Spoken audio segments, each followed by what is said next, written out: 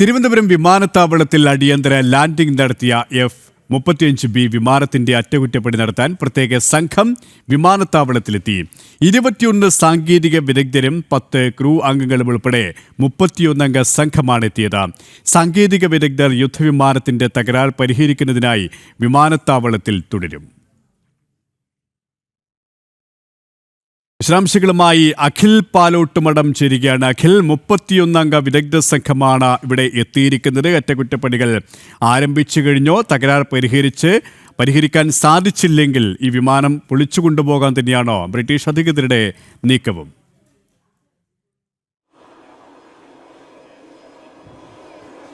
K P. Suresh, അതായത് June മാസം 14-ാം തീയതി സാങ്കേതിക തകരാറിനെ തുടർന്ന് ബ്രിട്ടന്റെ യുദ്ധവിമാനം തിരുവനന്തപുരം വിമാനത്താവളത്തിൽ ഇറക്കിയിരുന്നു. ആ വിമാനത്താവളം ഇറക്കിയ യുദ്ധവിമാനത്തിന്റെ സാങ്കേതിക തകരാർ പരിഹരിക്കാൻ വേണ്ടിയാണ് ഇന്ന് 31 അംഗ സംഘം ബ്രിട്ടനിൽ നിന്ന് എത്തിയത്. നമ്മളിപ്പോൾ ദൃശ്യങ്ങളിൽ ഏറ്റവും അടുത്ത് കാണുന്ന റോയൽ എയർഫോഴ്സ് എന്ന എഴുതിയിരിക്കുന്നത് ഈ വിമാനം, അതായത് എയർബസ് 400 എന്ന ബ്രിട്ടന്റെ ഒരു യുദ്ധവിമാനത്തിന്റെ ഈ സാങ്കേതിക തകരാർ പരിഹരിക്കുന്നതിലേക്ക് വേണ്ടി 21 അംഗ ടെക്നിക്കൽ ടീമും 10 അംഗ ക്രൂവും അടങ്ങുന്ന 31 അംഗ സംഘമെത്തിയ ആ വിമാനമാണ് ഇപ്പോൾ തിരികെ ബ്രിട്ടനിലേക്ക് മടങ്ങാനുള്ള തയ്യാറെടുപ്പ് എടുക്കുന്നത്. നമ്മളിപ്പോൾ ദൃശ്യങ്ങളിൽ കാണുന്നത് പോലെ തന്നെ ഈ 21 അംഗ സംഘം ഇവിടെ തുടരുകയും 10 അംഗ ക്രൂ സംഘമാണ് ഇപ്പോൾ അത് മടക്കത്തിലേക്ക് വേണ്ടി തയ്യാറെടുക്കുകയും ചെയ്യുന്നത്. എന്തായാലും ആ തകരാറിലായ യുദ്ധവിമാനത്തിന്റെ F-35B എന്ന ബ്രിട്ടന്റെ ഏറ്റവും സാങ്കേതിക സംവിധാനമുള്ള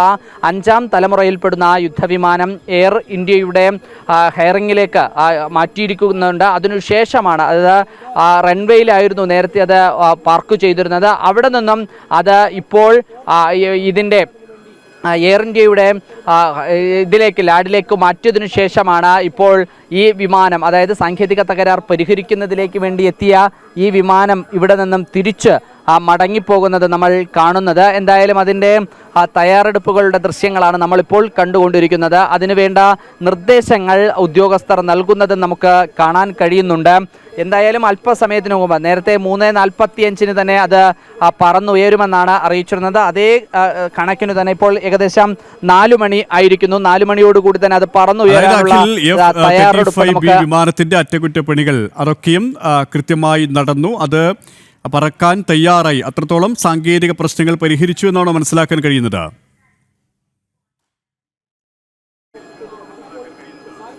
കെ.പി. അങ്ങനെയല്ല. അതായത് നേരത്തെ തകരാറിലായ യുദ്ധവിമാനം എയർ ഇന്ത്യയുടെ ഹെയറിങ്ങിലേക്ക് മാറ്റിയതിനു ശേഷം 31 അംഗ ടീമാണ് ഇതിലേക്ക് വേണ്ടി ഇവിടെ എത്തിയത്. അതിൽ 10 അംഗ ക്രൂവും 21 അംഗ ടെക്നിക്കൽ ടീമുമായിരുന്നു. അതിലെ ടെക്നിക്കൽ ടീം തിരുവനന്തപുരത്ത് വിമാനത്താവളത്തിൽ തന്നെ തുടരുന്നുണ്ട്. അവരായിരിക്കും ഇതിൻ്റെ സാങ്കേതിക തകരാറുകൾ പരിശോധിക്കുന്നത്. ആ സാങ്കേതിക തകരാറുകൾ എന്താണ് എന്ന് പരിശോധിക്കുന്നതിലേക്ക് വേണ്ടിയിട്ടാണ് എയർ ഇന്ത്യയുടെ ഹെയറിങ്ങിലേക്ക് വേണ്ടി ആ യുദ്ധവിമാനം മാറ്റിയതിനു ശേഷം 10 അംഗ ക്രൂ ടീം ഇവിടെ നിന്ന് മടങ്ങുന്നത്. ആ മടങ്ങുന്ന ദൃശ്യങ്ങളാണ് നമ്മളിപ്പോൾ പ്രേക്ഷകരുമായി പങ്കുവെക്കുന്നത്. അതായത് 31 അംഗ സംഘമെത്തിയ ബ്രിട്ടനിൽ നിന്നെത്തിയ എയർബസ് 400 എന്ന വിമാനമാണ് ഇപ്പോൾ നമ്മളുടെ അരികിലൂടെ നമുക്ക് അരികിൽ കാണാൻ സാധിക്കുന്ന. അതിൽ എഴുതിയിരിക്കുന്നത് പൂർണ്ണമായും വായിച്ചാൽ റോയൽ എയർഫോഴ്സ് 417 നമ്പർ ആണ്. അതിൽ ബ്രിട്ടന്റെ പതാക പതിപ്പിച്ചിട്ടുണ്ട്. അത്തരത്തിലൊരു വിമാനമാണ് ഇപ്പോൾ നമ്മളുടെ കൺമുമ്പിലൂടെ പോകുന്നത്. അത്ര അരികിൽ നമുക്ക് കാണാൻ സാധിക്കുന്നതിൽ അത്ര അരികിലാണ് നമുക്ക് ആ ദൃശ്യങ്ങൾ പ്രേക്ഷകരുമായി പങ്കുവെക്കാൻ സാധിക്കുന്നത്. ഞാൻ നേരത്തെ റോയൽ എയർഫോഴ്സ് 417 എന്ന അതിൻ്റെ മുൻവശത്തായിരുന്നു എഴുതിയിരുന്നത്. ഇപ്പോൾ അതിൻ്റെ പുറകിൽ ആണെങ്കിൽ ZM 417 എന്ന തരത്തിൽ അത് എഴുതിയിട്ടുണ്ട്. എന്തായാലും ആ ഒരു കാര്യം നമുക്ക് ഇവിടെ കാണാൻ കഴിയുന്നുണ്ട്. എന്തായാലും ആ 10 അംഗ ക്രൂ ടീം മടങ്ങുന്നുണ്ട്. ആ മടങ്ങിയതിനു ശേഷമായിരിക്കും ഇവർ മറ്റ് 21 അംഗ ടെക്നിക്കൽ സംഘം ഇവിടെ നിന്ന് അതിൻ്റെ സാങ്കേതിക തകരാറുകൾ പരിഹരിച്ച്, അല്ലെങ്കിൽ ആ സാങ്കേതിക തകരാറുകൾ എന്താണ് എന്ന് പരിശോധിച്ചതിനു ശേഷം അവർ ഇവിടെ നിന്ന് പോവുക എന്നതാണ് നമുക്ക് മനസ്സിലാക്കാൻ സാധിക്കുന്നത്. ആ സാങ്കേതിക തകരാറുകൾ എന്താണ് എന്നുള്ള കാര്യത്തിലാണ് നേരത്തെ തന്നെ ഒരു ആശയക്കുഴപ്പം ഉണ്ടായിരുന്നത്. കാരണം അറബിക്കടലിന് മുകളിൽ ലോകരാജ്യങ്ങളുടെ ഒരു കായികാഭ്യാസം നടക്കുന്നതിനിടയിലാണ്, അതായത് ഇന്ത്യയിലെ ഓപ്പറേഷൻ സിന്ദൂർ നടക്കുന്ന സമയത്തു തന്നെയാണ് ലോകരാഷ്ട്രങ്ങൾക്കിടയിൽ ഇത്തരത്തിലൊരു കായിക അഭ്യാസം വ്യോമയാനത്തിൽ ഉണ്ടാകുന്നത്. അങ്ങനെ നടക്കുന്ന സമയത്താണ് ബ്രിട്ടൻ്റെ ഒരു യുദ്ധവിമാനം F-35B എന്ന് പറയുന്ന 5ാം തലമുറയിൽപ്പെടുന്ന ഒരു യുദ്ധവിമാനത്തിന് ഇന്ധനം ക്ഷാമമുണ്ടാവുകയും ഇന്ധനം കുറവാകുകയും ഒരു സാങ്കേതിക തകരാർ സംഭവിക്കുകയും തുടർന്ന് അടുത്തുള്ള ഒരു എയർപോർട്ട് എന്ന നിലക്കാണ് തിരുവനന്തപുരം രാജ്യാന്തര വിമാനത്താവളത്തിലേക്ക് അത് ലാൻഡ് ചെയ്യട്ടോ എന്നുള്ള അനുമതി വ്യോമയാന മന്ത്രാലയത്തിനോട് ആദ്യഘട്ടത്തിൽ തേടുകയും ആ വിമാനം ഇവിടേക്ക്, അതായത് ജൂൺ 20-നാണ് ആ വിമാനം രാത്രി 9:15 കൂടിയാണ് ആ വിമാനം ഇവിടേക്ക് എത്തുന്നത്. അതിനുശേഷം ഇന്ധനം നിറച്ചതിനു ശേഷം തിരികെ വീണ്ടും പറന്നുയരുന്നതിലേക്ക് വേണ്ടി തയ്യാറെടുക്കുമ്പോഴാണ് മറ്റു ചില സാങ്കേതിക തകരാറുകൾ കൂടി ഉണ്ട് എന്ന് മനസ്സിലാക്കുകയും ആദ്യഘട്ടത്തിൽ ഒരു സംഘം ഇവിടെ 17-അംഗ ഒരു സംഘം ഇവിടേക്ക് എത്തിയിരുന്നു. അങ്ങനെ ഒരു 17-അംഗ സംഘം ഇവിടേക്ക് എത്തുമ്പോൾ അവർക്ക് ഇതിൻ്റെ സാങ്കേതികത്വം എന്താണ് എന്നുള്ള കാര്യത്തിൽ ഒരു വ്യക്തത ഉണ്ടാക്കാൻ കഴിഞ്ഞിരുന്നില്ല. അങ്ങനെ വ്യക്തത വരാത്തതിനെ തുടർന്ന് ആ സംഘം വീണ്ടും ബ്രിട്ടനിലേക്ക് മടങ്ങിപ്പോയി. അവർ അവിടെ മടങ്ങിപ്പോകുന്ന സമയത്ത് തന്നെ അതിനൊരു പ്രശ്നം ഉണ്ടായിരുന്നത് എന്ന് നമുക്ക് മനസ്സിലാക്കാൻ സാധിക്കുന്നത് ഈ പറയുന്നത് അനൗദ്യോഗികമായ കാര്യങ്ങളാണ്. കാരണം ആ സാങ്കേതിക തകരാറുകൾ പരിശോധിക്കാൻ എത്തിയ സംഘത്തിന് അതിൻ്റെ ചില പരിശോധനകൾക്കുള്ള അര്യാപ്തതയുണ്ടായിരുന്നു. കാരണം എന്ന് പറഞ്ഞാൽ ഇപ്പോൾ അത് പരിഹരിച്ച്, അതായത് നേരത്തെ ഞാൻ സൂചിപ്പിച്ചതുപോലെ തന്നെ വ്യോമയാന മന്ത്രാലയവും പ്രതിരോധ മന്ത്രാലയവും ഒക്കെ തന്നെ മായി ചർച്ച നടത്തിയതിനു ശേഷമാണ് തിരുവനന്തപുരത്തെ എയർ ഇന്ത്യയുടെ ഹാങ്ങറിലേക്ക് അത് മാറ്റിയിരിക്കുന്നത്. ആ ഹാങ്ങറിലേക്ക് മാറ്റിയതിനു ശേഷമാണ് ഇപ്പോൾ അതിൻ്റെ ഒരു പരിശോധന പൂർണ്ണമായും നടത്തിയിരിക്കുന്നത് എന്നതാണ് നമുക്ക് മനസ്സിലാക്കാൻ സാധിക്കുന്നത്. ആ പരിശോധന പൂർണ്ണമായും നടത്തിയതിന് ശേഷം എന്താണ് പ്രശ്നമെന്ന് കണ്ടെത്തിയതിനു ശേഷം ആ യുദ്ധവിമാനം ഇവിടെ നിന്ന് പറത്തി കൊണ്ടുപോകണം എന്നതാണ് ബ്രിട്ടൻ ആഗ്രഹിക്കുന്നത് എന്നതാണ് നമുക്ക് മനസ്സിലാക്കാൻ സാധിക്കുന്നത്. കാരണം രാജ്യാന്തര തലത്തിൽ തന്നെ വലിയ ചർച്ചയായ ഒരു വിഷയമാണ്. രാഷ്ട്രീയമായി പോലും ബ്രിട്ടനിൽ വലിയ ചർച്ചയായ കാര്യമാണ്. കാരണം നമ്മൾ നേരത്തെ കണ്ടതാണ് വലിയ ട്രോളുകൾ നവമാധ്യമങ്ങളിൽ ഉണ്ടായിരുന്നു. കാരണം ഈ വലിയ തരത്തിൽ വിമർശനം, അതായത് കേരള ടൂറിസം പോലും ഇതിനെ വലിയ ആഘോഷമായി സ്വീകരിച്ചിരുന്നു. കേരളത്തിൻ്റെ പ്രകൃതി സൗന്ദര്യവും കേരളത്തിൻ്റെ കാലാവസ്ഥയും കേരളത്തിൻ്റെ സൗന്ദര്യവും കണ്ടാണ് ബ്രിട്ടനിൽ നിന്നെത്തിയ യുദ്ധവിമാനത്തിന് പോലും മടങ്ങിപ്പോകാൻ കഴിയാത്തതെന്ന തരത്തിലേക്ക് കേരളത്തിൻ്റെ ടൂറിസം വകുപ്പ് അടക്കം അത്തരത്തിൽ ആഘോഷിക്കുന്ന ഒരു സാഹചര്യം ഉണ്ടായിരുന്നു. അതിന് ബദലായി തന്നെ ബ്രിട്ടനിലുള്ള മലയാളികളടക്കം മകനെ തിരിച്ചു വരൂ എന്നുള്ള ഹാഷ്ടാഗോട് കൂടി തന്നെയുള്ള പ്രതികരണങ്ങൾ, ചില പോസ്റ്റുകളൊക്കെ തന്നെ ഉണ്ടാകുന്ന ഒരു സാഹചര്യവും ഉണ്ടായിരുന്നു. ഇങ്ങനെയെല്ലാം നിൽക്കുമ്പോഴാണ് ഇപ്പോൾ വീണ്ടും രാഷ്ട്രീയ ആരോപണങ്ങൾ അടക്കം ഉണ്ടാകുമ്പോഴാണ് വീണ്ടും ഒരു വിദഗ്ധ സംഘത്തെ തന്നെ ഇവിടേക്ക് അയച്ച് അതിൻ്റെ പ്രശ്നങ്ങൾ പഠിച്ച് അല്ലെങ്കിൽ ആ പ്രശ്നങ്ങൾ പരിഹരിച്ച് ആ യുദ്ധവിമാനത്തിനെ തിരികെ കൊണ്ടുപോകുന്നതിലേക്ക് വേണ്ടിയിട്ടുള്ള ക്രമീകരണങ്ങൾ തയ്യാറാക്കിയത്. നമ്മളിപ്പോൾ ദൃശ്യങ്ങളിൽ കാണുന്നത് ഈ വിമാനം, അതായത് എയർബസ് 400 എന്ന ഈ വിമാനത്തിനെ അതിലേക്കുള്ള ചില മെഷീനുകൾ അകത്തേക്ക് കയറ്റുന്ന ദൃശ്യങ്ങളാണ് നമ്മൾ ഇപ്പോൾ കാണുന്നത്. അതിൻ്റെ പൈലറ്റുമാരടക്കം അതിൻ്റെ ക്രമീകരണങ്ങളെല്ലാം തന്നെ ചെയ്യുന്നുണ്ട്. മുഴുവൻ ടെക്നിക്കൽ ക്രൂ ടീമും ഇവിടെ ഉണ്ടാകുമെന്നതാണ് നമുക്ക് മനസ്സിലാക്കാൻ സാധിക്കുന്നത്. 31-അംഗ സംഘത്തിൽ 21-അംഗ സംഘം ഇവിടെ തുടരുകയും ഇത് തകരാറിലായ ബ്രിട്ടന്റെ യുദ്ധവിമാനമായ F-35B എന്ന യുദ്ധവിമാനത്തിൻ്റെ സാങ്കേതിക തകരാറുകൾ പരിഹരിക്കുന്നതിലേക്ക് വേണ്ടി, അത് പഠിക്കുന്നതിലേക്ക് വേണ്ടി ഇവിടെ നിൽക്കുകയും 10-അംഗ ക്രൂ ടീമാണ് ഇപ്പോൾ മടങ്ങിപ്പോവുകയും എന്നതാണ് നമുക്ക് മനസ്സിലാക്കാൻ സാധിക്കുന്നത്. ഇപ്പോൾ നമ്മൾ ദൃശ്യങ്ങളിൽ കാണുന്നത് പോലെ തന്നെ 6 പേരടങ്ങുന്ന ഒരു സംഘം ചില യന്ത്രങ്ങൾ അത് ഈ വിമാനത്തിലേക്ക് മാറ്റുന്ന ദൃശ്യങ്ങൾ നമുക്ക് കാണാൻ സാധിക്കുന്നുണ്ട്. മറ്റൊരാൾ ആ യന്ത്രങ്ങൾ അകത്തേക്ക് കയറ്റുന്ന ആ ഡോറിൻ്റെ അവിടെയും ഒരാൾ നിൽക്കുന്നതായി നമുക്ക് കാണാൻ സാധിക്കും. അങ്ങനെ 7 പേരും, ഇതിൽ 2 പൈലറ്റുമാരെയാണ് നമുക്ക് വിമാനം ഓട്ടിക്കുന്ന 2 പേരെയും നമുക്ക് കാണാൻ സാധിക്കുന്നുണ്ടാവും. അങ്ങനെ 9 പേരംഗ സംഘത്തെ നമുക്ക് നിലവിൽ ഇവിടെ കാണാൻ സാധിക്കുന്നുണ്ട്. 10-അംഗ സംഘം മടങ്ങിപ്പോകും എന്നതാണ് നമുക്ക് അനൗദ്യോഗികമായി അറിയാൻ സാധിച്ചത്. അങ്ങനെയാണ് എന്നുണ്ടെങ്കിൽ 10-അംഗ സംഘം മടങ്ങിപ്പോവുകയും 21-അംഗ സംഘം ഇവിടെ തുടരുകയും ചെയ്യുന്നുണ്ടാകും. അനൗദ്യോഗികമായ കണക്കാണ് ഞാനിപ്പോൾ പറയുന്നത്.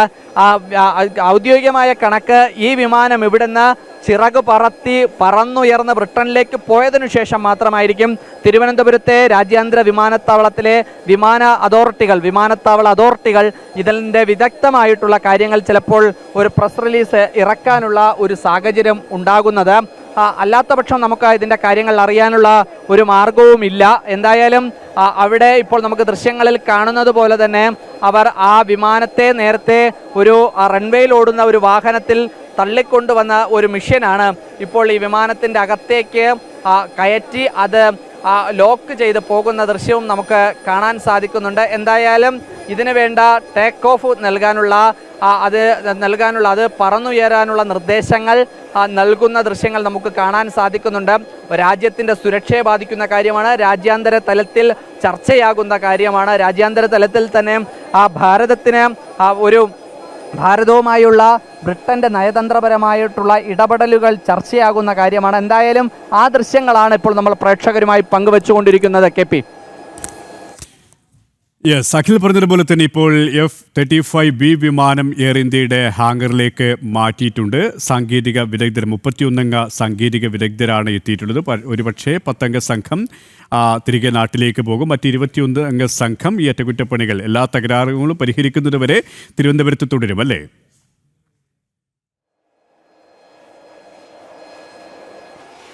അങ്ങനെയാണ് നമുക്ക് അറിയാൻ സാധിച്ചിട്ടുള്ളത്. കാരണം ഈ തകരാറിലായ വിമാനം ആദ്യം തകരാറിലാകുമ്പോൾ പറഞ്ഞത് ഇന്ധനം ഇല്ലാത്തത് കൊണ്ടാണ് അത് തകരാറിലായത് എന്നതാണ് ആദ്യഘട്ടത്തിൽ പറഞ്ഞത്. അപ്പോൾ ഇന്ധനം നിറച്ചു.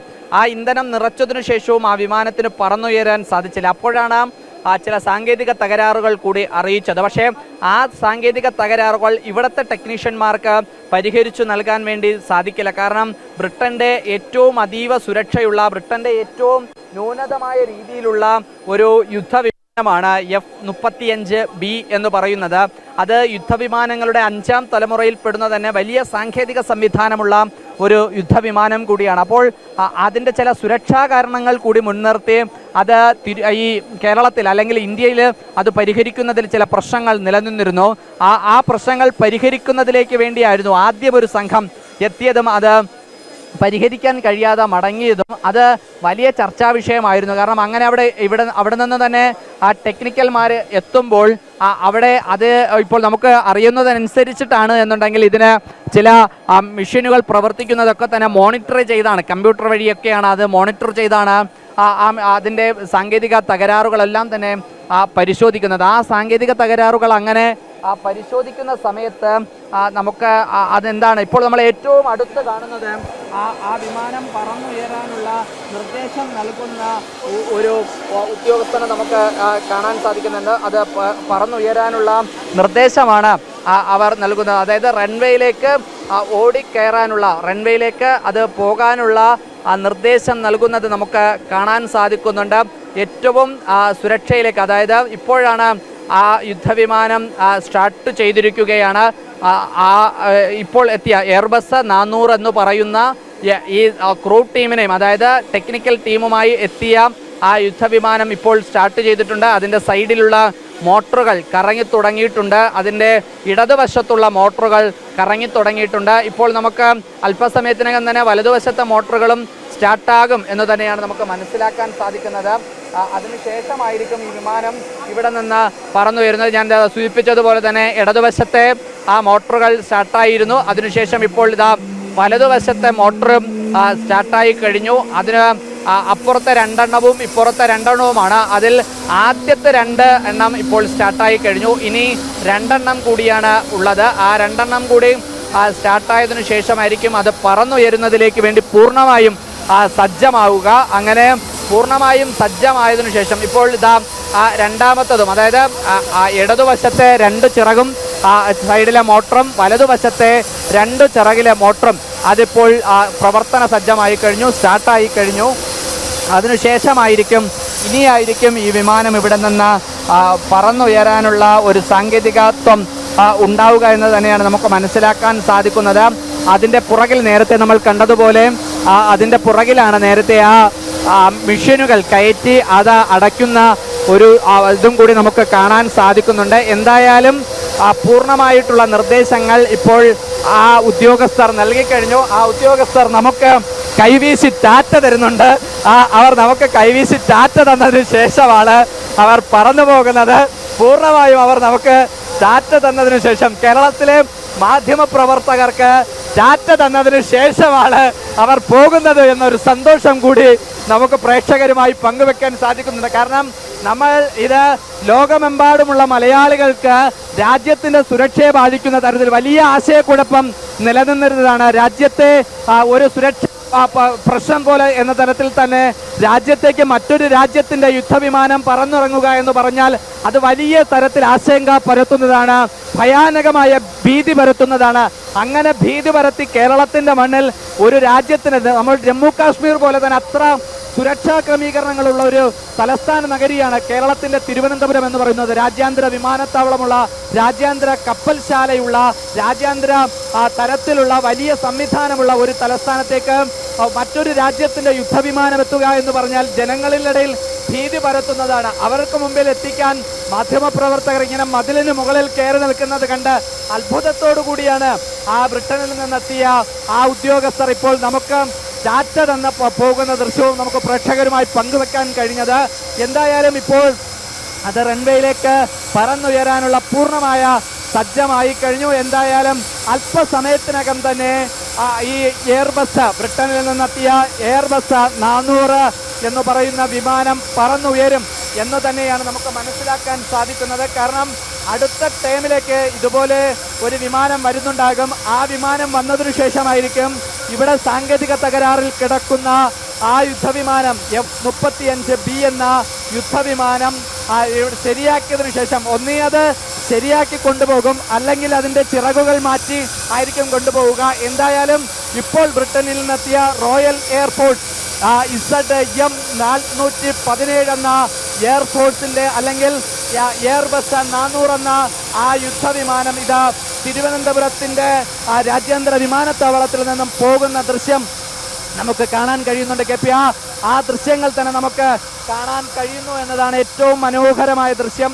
ഇതാ ഇപ്പോഴത് പോകുന്ന ദൃശ്യവും നമുക്ക് കാണാൻ കഴിയുന്നുണ്ട്. എന്തായാലും വലിയ രീതിയിൽ വലിയ സന്തോഷത്തോടു കൂടി തന്നെ അത് വരുന്ന കാണാൻ നമുക്ക് കഴിയുന്നുണ്ടാകും. അത് ആ റൺവേയിലേക്ക് അത് ട്രാക്ക് ചെയ്ത് കയറ്റുകയാണ്. നമ്മളുടെ നേരത്തെ ഉണ്ടായിരുന്ന സ്ഥലത്ത് നിന്നും അത് റൺവേയിലേക്ക് അത് ഓടിപ്പോകുന്നത് കാണാൻ പറ്റും. അതിൻ്റെ മുമ്പിൽ ഒരു മഞ്ഞ കാറിൽ ഒരു പൈലറ്റ് വാഹനവും പോകുന്നുണ്ട്. ആ പൈലറ്റ് വാഹനവുമായിട്ടാണ് അത് റൺവേയിലേക്ക് പോകുന്നത്. ആ റൺവേയിലേക്ക് പോകുന്ന ആ വിമാനം അവിടെ നിന്നായിരിക്കും ബ്രിട്ടനിലേക്ക് പറന്നുയരുക എന്ന് തന്നെയാണ് നമുക്ക് മനസ്സിലാക്കാൻ സാധിക്കുന്നത്. 10 അംഗ ക്രൂ ടീമാണ് ഈ വിമാനത്തിൽ ഇപ്പോൾ തിരുവനന്തപുരത്ത് നിന്ന് മടങ്ങുന്നത്. 21 അംഗ ക്രൂ ടീം ഇപ്പോഴും ഇവിടെ തുടരുന്നുണ്ട് എന്ന് തന്നെയാണ് നമുക്ക് മനസ്സിലാക്കാനും കഴിയുന്നത്. കെ പി അഖിൽ പറഞ്ഞതുപോലെ തന്നെ വിദഗ്ധ സംഘം, 10 അംഗ വിദഗ്ധ സംഘമാണിപ്പോൾ യന്ത്ര സാമഗ്രികളുമായി പറന്നുയരുന്നത്. ബ്രിട്ടന്റെ എയർബസ് ആണ് തത്സമയം നമുക്ക് ദൃശ്യങ്ങളിൽ കാണാൻ സാധിക്കുന്നത്. 21 അംഗ വിദഗ്ധ സംഘം ഇവിടെ തുടരുകയാണ്.